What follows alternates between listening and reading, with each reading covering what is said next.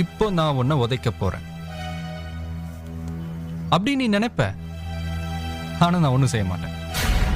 என் வீட்டு பொண்ணை காதலிச்சு ஏமாத்தினதும் இல்லாம என் வீட்டுக்குள்ளேயே நுழைஞ்சி அவளை வச்சிக்கிறேன்னு வேற கேக்குறியே. உன்னை என்ன செய்யணும்?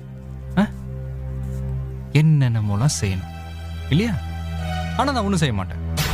ஏன்னா பொம்பளை கையால் அடி வாங்கின ஒன்ன நான் தொட்டன் வையேன், அசிங்கம். ஆனா இத்தனையும் பார்த்துக்கிட்டு உன்னை ஒன்றும் செய்யாம வெளியே விட்டன் வையேன், அது இன்னும் அசிங்கம். அடிக்கிறதுக்கு முன்னாடியே இப்படி பயப்படுறியே, அடிச்சா என்ன ஆவ?